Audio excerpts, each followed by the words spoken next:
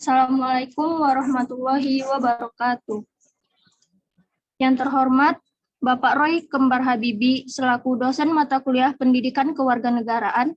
Di sini kami dari kelompok 4 akan membawakan materi tentang wawasan Nusantara dan pergaulan dunia internasional.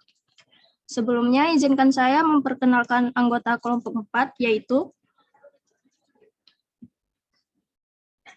Elsia Nur Aziza dengan NPM 211-101-1098, Yolanda Aisyah Putri 211-101-1048, Melanie Oktaviani 211-101-1073, Arkana Alzair 2151-01-1026 yang pada kesempatan kali ini tidak dapat hadir, yang Zahra Sukmawarni dengan NPM 211-101-1032,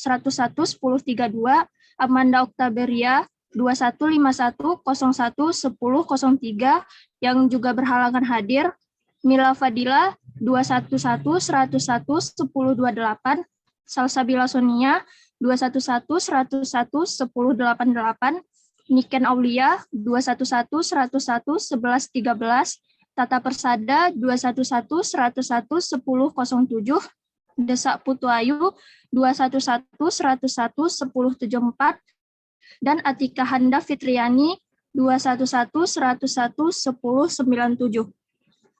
Baiklah, pada kesempatan kali ini, materi pertama akan dibawakan oleh Melanie Oktaviani. Kepada Melanie dipersilakan.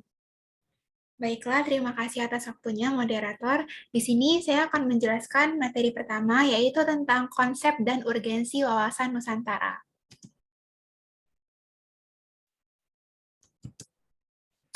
Definisi wawasan Nusantara secara singkat adalah cara pandang dan sikap bangsa Indonesia terhadap diri dan bentuk geografinya berdasarkan Pancasila dan UUD 1945 dengan menghargai dan mengutamakan kebinekaan dalam mencapai tujuan nasional.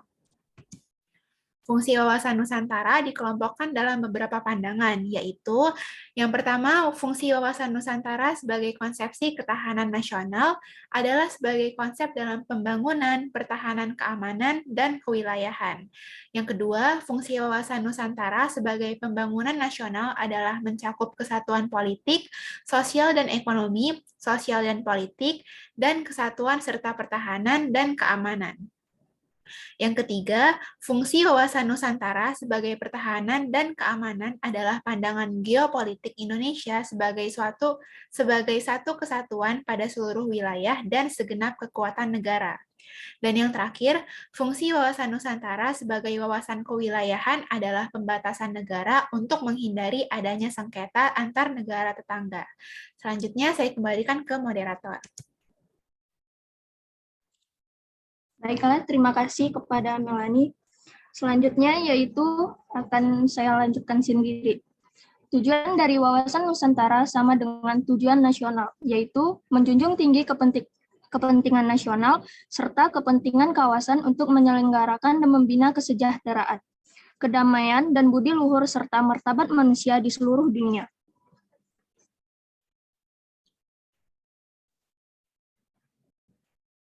Next slide.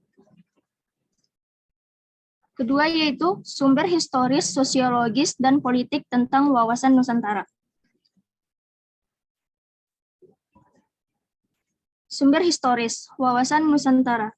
Konsep wawasan Nusantara pertama kali dikemukakan oleh Perdana Menteri Insinyur Haji Juanda Kartawijaya yang membuat pernyataan pada 13 Desember 1957, selanjutnya disebut Deklarasi Juanda. Isi utama dari pernyataan itu adalah bahwa garis lintang laut pantai Indonesia dihitung 12 mil dari garis yang menghubungkan pulau-pulau terluar Indonesia. Dengan garis teritorial baru ini, wilayah Indonesia menjadi wilayah kesatuan.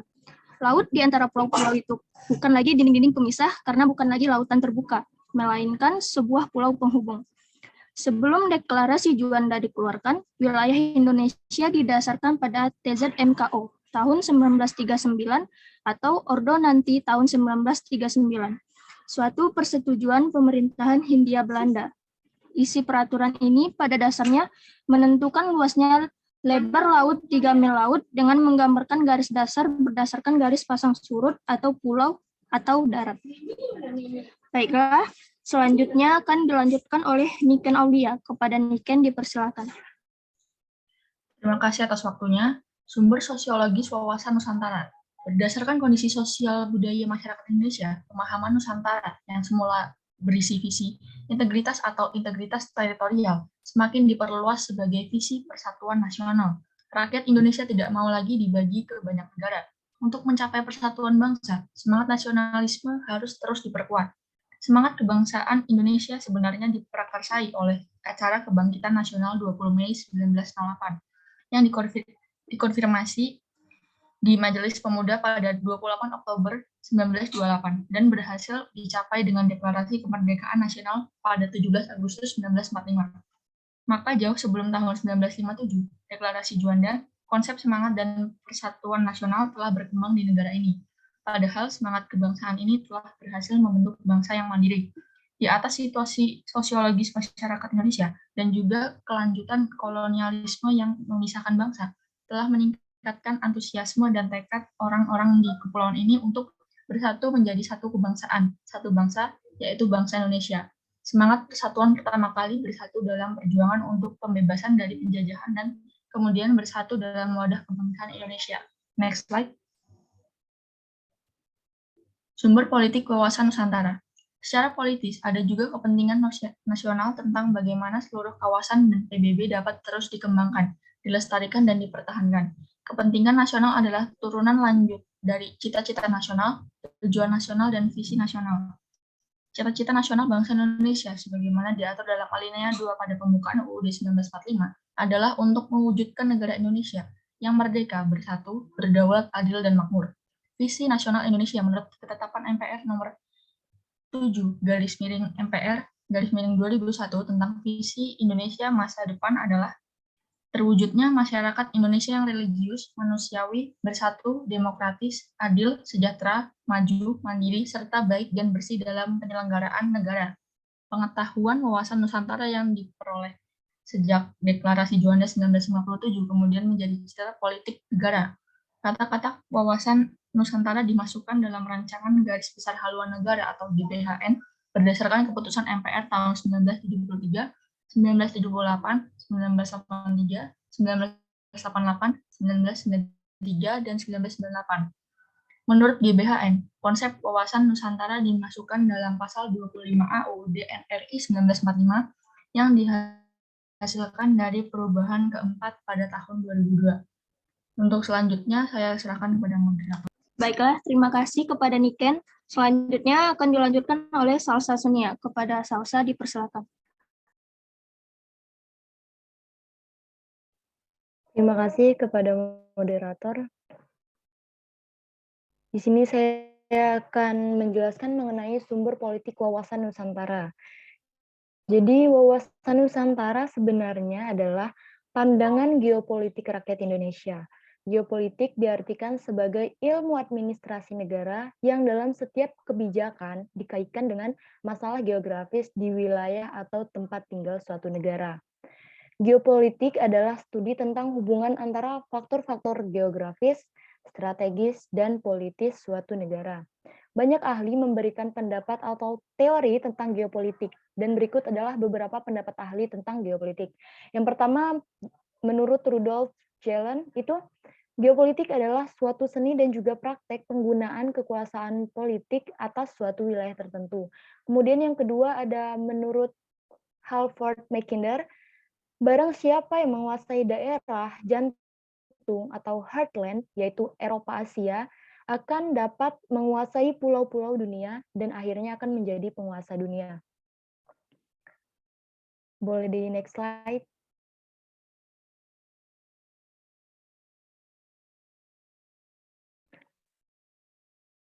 Oke. Yang ketiga, dinamika dan tantangan wawasan Nusantara.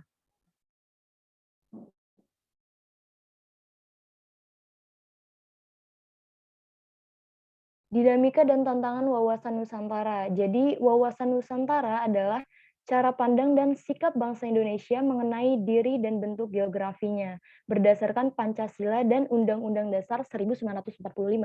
Dalam pelaksanaannya, wawasan Nusantara mengutamakan kesatuan wilayah dan menghargai kebinekaan untuk mencapai tujuan nasional.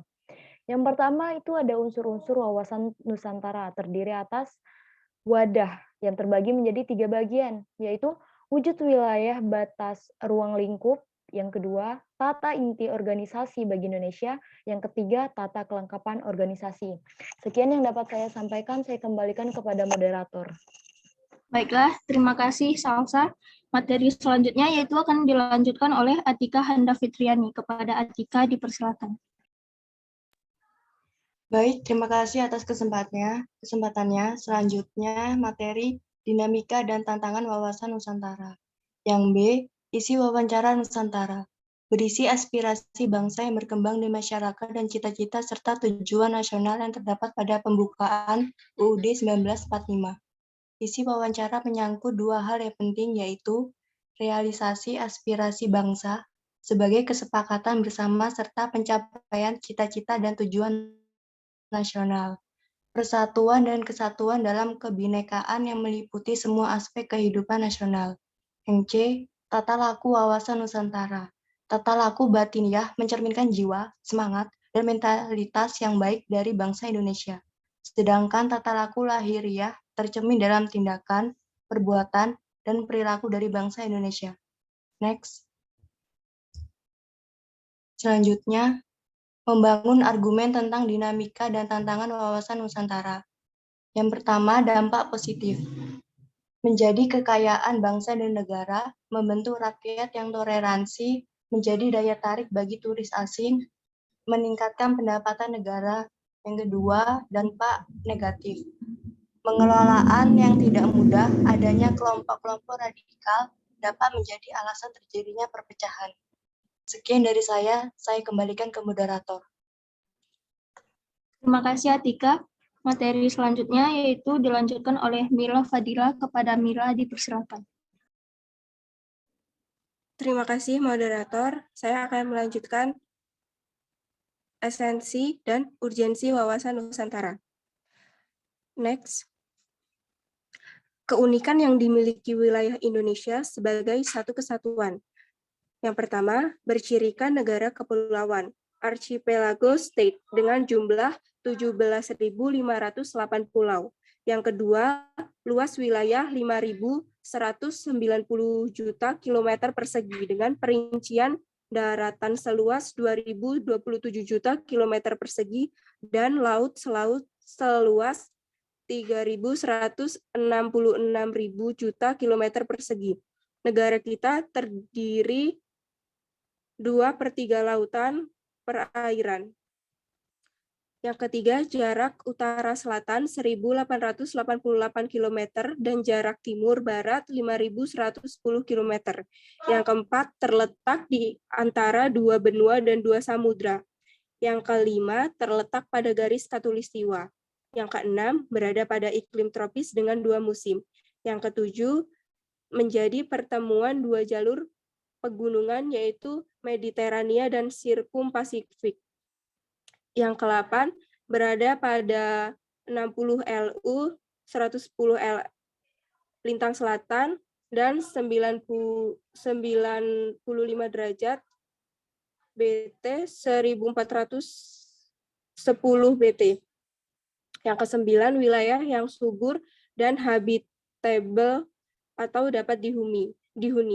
Yang ke-10 kaya akan flora, fauna, dan sumber daya alam. Next. Bangsa Indonesia sebagai kesatuan memiliki keunikan, yaitu yang pertama, memiliki keragaman suku, yakni sekitar 1.128 suku bangsa. Yang kedua, memiliki jumlah penduduk besar sekitar 242 juta. Yang ketiga, memiliki keragaman ras. Yang keempat, memiliki keragaman agama. Dan yang kelima, memiliki keragaman kebudayaan sebagai konsekuensi dari keragaman suku bangsa. Sekian, saya kembalikan ke moderator. Baik, terima kasih Mil. Jadi tahu tentang koperasi. Nah, bisa nggak sih? Selanjutnya yaitu dilanjutkan oleh Elsia. Kepada Elsia dipersilakan.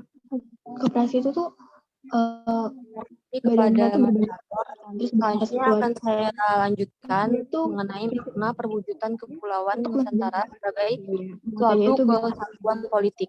Yang pertama, menetapkan wilayah nasional, satu kesatuan wilayah, wadah ruang hidup dan kehidupan masyarakat seluruh bangsa serta menjadi modal dan milik bangsa bersama. Yang kedua, bangsa Indonesia yang terdiri dari berbagai suku memeluk dan meyakini berbagai agama dan kepercayaan. Tiga, sebangsa dan setanah air, serta mempunyai tekad dalam mencapai cita-cita bangsa.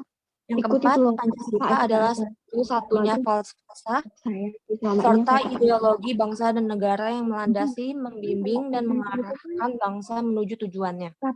Jadi itu bisa Kehidupan politik di seluruh wilayah Nusantara merupakan satu kesatuan politik yang diselenggarakan berdasarkan Pancasila dan Undang-Undang Dasar 1945. Yang paling penting itu kayak Seluruh Kepulauan Nusantara merupakan satu kesatuan sistem hukum dalam arti bahwa hanya ada satu hukum nasional yang mengabdi kepada kepentingan nasional. Yang terakhir, hidup berdampingan dengan bangsa lain. Ikut menciptakan kehidupan dunia yang berdasarkan kemerdekaan, perdamaian abadi, dan keadilan sosial melalui politik luar negeri bebas aktif, serta diabdikan kepada nasional. Banyak sih Maratun. Oh, Maratun jadi aktif di Kopra. Terus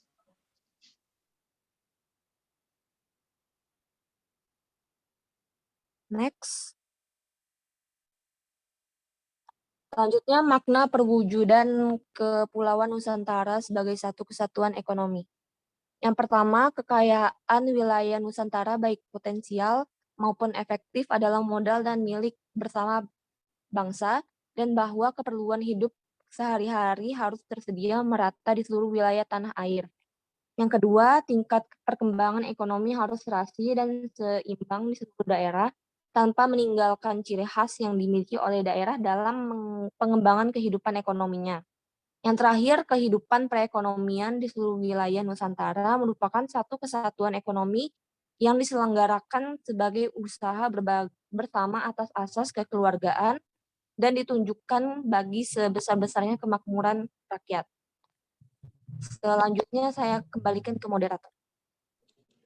Baik, terima kasih Elsia. Selanjutnya akan dilanjutkan oleh Atika. Kepada Atika dipersilakan. Baik, terima kasih atas kesempatannya. Kemudian, makna perwujudan Kepulauan Nusantara sebagai satu kesatuan sosial budaya. Yang pertama, masyarakat Indonesia adalah satu. Berkehidupan bangsa harus merupakan kehidupan bangsa yang serasi dengan terdapatnya tingkat kemajuan masyarakat yang sama, merata, dan seimbang, serta adanya keselarasan kehidupan yang sesuai dengan tingkat kemajuan bangsa. Yang kedua, budaya Indonesia pada hakikatnya adalah satu, sedangkan corak ragam budaya yang ada menggambarkan kekayaan budaya bangsa yang menjadi modal dan landasan pengembangan budaya bangsa seluruhnya, dengan tidak menolak nilai-nilai budaya lain yang tidak bertentangan dengan nilai budaya bangsa yang hasil-hasilnya dapat dinikmati oleh bangsa. Next. Makna perwujudan Kepulauan Nusantara sebagai satu kesatuan pertahanan dan keamanan. Yang pertama, ancaman terhadap satu pulau atau satu daerah pada hakikatnya merupakan ancaman terhadap seluruh bangsa dan negara.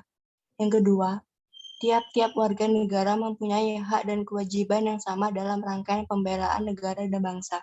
Sekian dari saya kembalikan ke moderator.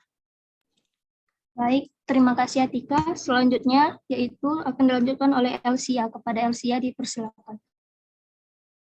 Terima kasih moderator. Selanjutnya akan saya jelaskan materi tentang globalisasi dan pergaulan dunia internasional. Next.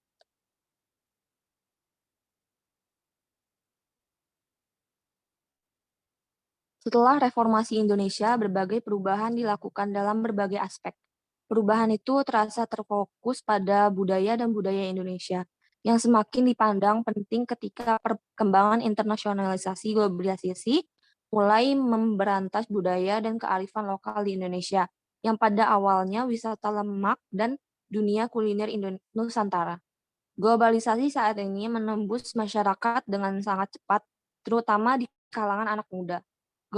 Globalisasi juga memiliki dampak yang sangat kuat pada kaum muda. Karena pengaruh globalisasi, banyak anak muda kita kehilangan kepribadian mereka sebagai orang Indonesia. Ini ditunjukkan oleh gejala yang muncul dalam kehidupan sehari-hari anak muda saat ini.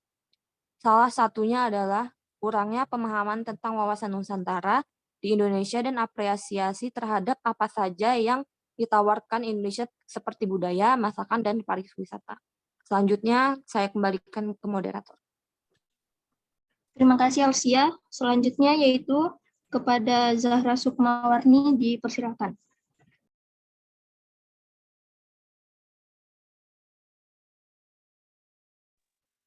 Baik, selanjutnya yaitu kebanyakan orang mungkin bangga mengunjungi tempat lain seperti luar negeri, meskipun tempat wisata di Indonesia lebih menarik dan mungkin lebih baik daripada di luar. Ini adalah salah satu alasan kurangnya cinta untuk wilayah di Indonesia dan mungkin untuk wawasan Indonesia.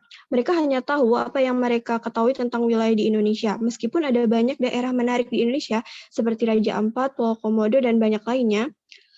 Dan mungkin tidak hanya kawasan Nusantara, tetapi juga kelezatan kuliner di Indonesia lebih beragam daripada dapur modernisasi karena tidak terkenal dengan budaya mereka dan dapur juga terkenal dengan budaya mereka. Hal ini disebabkan oleh faktor pendidikan kewarganegaraan. Next slide.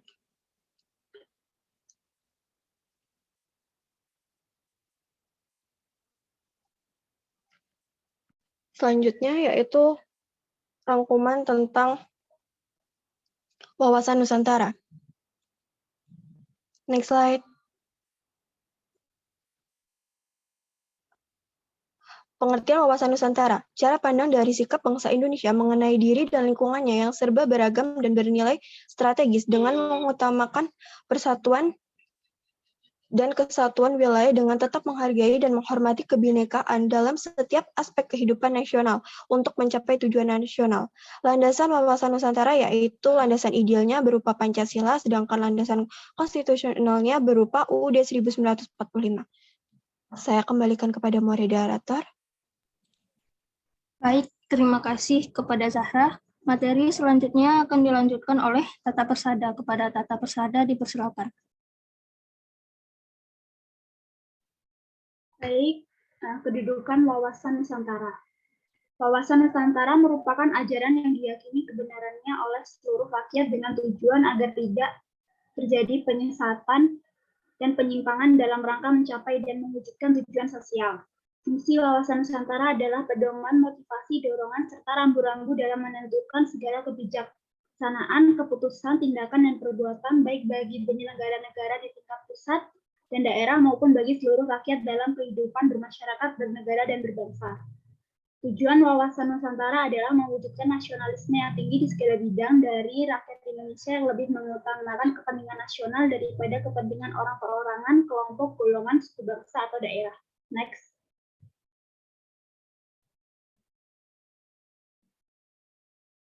Implementasi wawasan Nusantara. Penerapan wawasan Nusantara harus tercermin pada pola pikir, pola sikap, dan pola tindak yang senantiasa mendahulukan kepentingan negara. 1. Implementasi dalam kehidupan politik. 2. Implementasi dalam kehidupan ekonomi. 3. Implementasi dalam kehidupan sosial budaya. 4. Implementasi dalam kehidupan pertahanan dan keamanan. Next. Selanjutnya saya kembalikan kepada moderator. Baiklah, terima kasih kepada Tata Persada. Dan sekian dari kelompok kami, mohon maaf jika ada salah kata. Akhir kata saya ucapkan wassalamualaikum warahmatullahi wabarakatuh.